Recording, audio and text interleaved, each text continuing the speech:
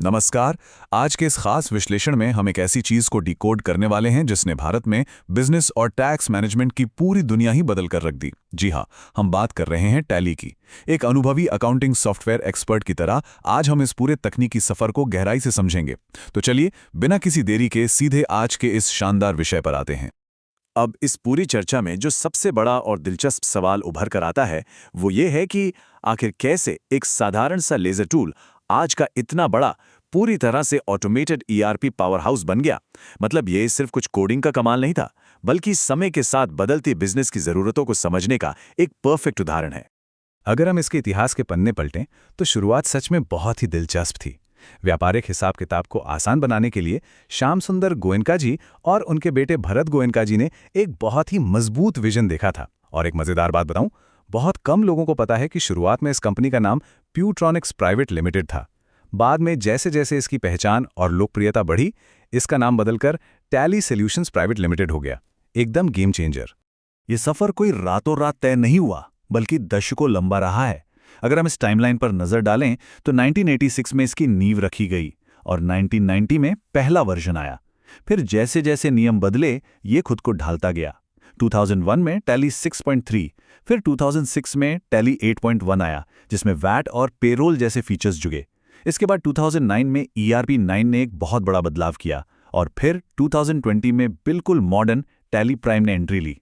चलिए पुराने और नए वर्जन को थोड़ा कंपेयर करके देखते हैं। अगर हम टैली 4.5 की बात करें तो उसमें सिर्फ बेसिक अकाउंटिंग होती थी, ना कोई GST, ना ही इन्वेंट्री मैनेजमेंट।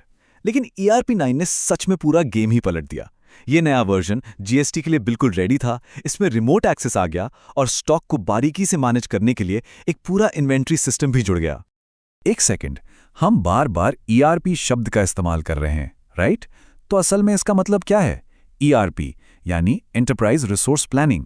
ये सिर्फ कोई एक छोटा सा फीचर नहीं है, बल्कि ये एक ऐसा पूरा सिस्टम है जो पूरे बिजनेस के अलग अलग डेटा को आपस में जोड़ देता है। बैंकिंग, पेरोल, इन्वेंट्री, सब कुछ एक ही जगह से बहुत ही आसानी से कंट्रोल होने लगा। तो फिर ERP 9 से आधुनिक टैली प्राइम तक का सफर कैसा रहा? टैली ERP 9 बेशक अपने समय का हीरो था, लेकिन उसका इंटरफेस थोड़ा सा पुराना और जटिल था। नेविगेशन कभी कभी स्लो हो जाता था। इसके जवाब में लाया गया टैली प्राइम। इसका इंटरफेस एकदम मॉडर्न और सुपर इजी है। इसे यूज करना बहुत आसान है और काम की स्पीड एकदम फास्ट हो जाती है। यूजर एक्सपीरियंस के लिए ये एक बहुत बड़ा अपग्रेड था। अब इस एवोल्यूशन को समझने के बाद आइए नए यूजर्स के लिए कुछ बिल्कुल बेसिक शब्दों को समझ लेते हैं। जैसे सबसे पहले लेजर क्या होता है? सिंपल भाषा में कहें तो लेजर को अकाउंट हेड कहते हैं। ये वो मेन खाता होता है जिसके नाम से सारे लेन देन दर्ज होते हैं। मान लीजिए किसी सप्लायर से माल खरीदा तो उस सप्लायर का एक अलग लेजर बनेगा, बिल्कुल एक डिजिटल डायरी की तरह। दूसरा सबसे जरूरी शब्द है वाउचर। अब जब भी व्यापार में कोई लेन देन होता है, चाहे सामान खरीदना हो, बेचना हो या किसी को पेमेंट करना हो, तो उसे रिकॉर्ड करने के लिए वाउचर का ही इस्तेमाल होता है। अकाउंटिंग में डेटा एंट्री करने का ये सबसे प्राइमरी और अहम तरीका है। और इसके बाद आता है इन्वेंट्री, किसी भी बिजनेस की जान। इसका सीधा मतलब है स्टॉक मैनेजमेंट। गोदाम में कितना माल आया, कितना बिका और अभी कितना बचा है, इन सब का एकदम सटीक हिसाब किताब इन्वेंट्री के जरिए ही रखा जाता है, ताकि बिजनेस में कभी कोई गड़बड़ या नुकसान ना हो। तो ये बेसिक बातें तो बिल्कुल साफ हो गई, लेकिन असल में एक नया यूजर इस सॉफ्टवेयर पर काम कैसे शुरू करता है? सच कहूं तो ये बहुत ही आसान है।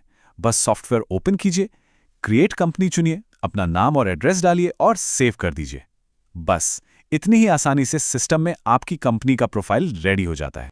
और एक बार कंपनी प्रोफाइल बन गया तो जो रोज का काम है, यानी वाउचर एंट्री करना, वो भी एकदम स्मूथ है। मेन डैशबोर्ड, जिसे गेटवे ऑफ टैली कहते हैं, वहां जाना होता है।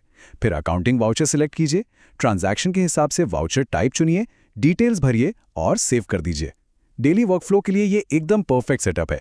खैर, हर तकनीक के अपने फायदे और नुकसान दोनों होते हैं ना। आइए इसे निष्पक्ष रूप से देखते हैं। फायदे तो बहुत साफ हैं। काम सुपर फास्ट होता है, रिपोर्ट्स एकदम सटीक मिलती हैं और टाइम की भारी बचत होती है। लेकिन दूसरी तरफ इसे यूज करने के लिए थोड़ी बेसिक कंप्यूटर और अकाउंटिंग की नॉलेज होना जरूरी है। साथ ही ये एक पेड सॉफ्टवेयर है और डेटा डिजिटल होने की वजह से वायरस का रिस्क रहता है, इसलिए बैकअप रखना बहुत बहुत जरूरी हो जाता है। चलिए अब तक की चर्चा से ये तो तय है कि ये सॉफ्टवेयर कितना पावरफुल है। तो अब जो लोग एग्जाम की तैयारी कर रहे हैं या नया सीख रहे हैं, उनके लिए एक क्विक गूगल बाबा मॉक टेस्ट हो जाए। तो पहला सवाल ये रहा, टैली को असल में डेवलप किसने किया था? थोड़ा दिमाग लगाइए। और इसका सही जवाब है भरत गोइंका जी। बिल्कुल सही। जैसा हमने शुरुआत में बात की थी, उन्होंने ही इस बेहतरीन सॉफ्टवेयर को बनाने में सबसे मेन रोल प्ले किया था और अकाउंटिंग सिस्टम को ऑटोमेट करने का सपना सच कर दिखाया था। शानदार। अब आते हैं मॉक टेस्ट के दूसरे सवाल पर। ये वो माइलस्टोन था जिसने अकाउंटिंग की दुनिया ही बदल कर रख दी। सवाल है, टैली ERP 9 किस साल में लॉन्च किया गया था?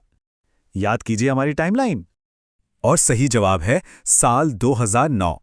जी हां, 2009 में ERP तकनीक को अपनाया गया था। इसी ने रिमोट एक्सेस और मल्टी यूजर जैसी सुविधाओं के साथ इस सॉफ्टवेयर को एक बिल्कुल नए और एडवांस लेवल पर पहुंचा दिया था। अगर हम आज के इस पूरे विश्लेषण को छात्रों के लिए जल्दी से समेटे तो ये क्विक रिवीजन की पॉइंट्स बहुत काम के हैं।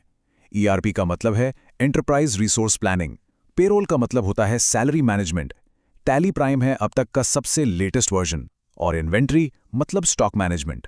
बस इन गिने चुने कॉन्सेप्ट्स को दिमाग में बिठा लिया तो फाउंडेशन एकदम रॉक सॉलिड हो जाएगा। बहुत खूब। तो आज हमने एक सिंपल लेजर टूल से लेकर ऑटोमेटेड ERP सिस्टम तक के इस शानदार सफर को बारीकी से समझा। आज के इस फास्ट फॉरवर्ड दौर में जहां सॉफ्टवेयर ऑटोमेटिक टैक्स कैलकुलेशन और स्मार्ट रिपोर्ट्स दे रहे हैं, सोचने वाली बात यह है कि इन टूल्स में महारत हासिल करना मॉडर्न बिजनेस एनालिसिस को किस हद तक ऑप्टिमाइज कर सकता है। इसी सवाल के साथ आज का ये विश्लेषण हम यहीं खत्म करते हैं। साथ जुड़ने के लिए बहुत बहुत धन्यवाद और याद रखिए, नई चीजें सीखते रहना हमेशा फायदेमंद होता है।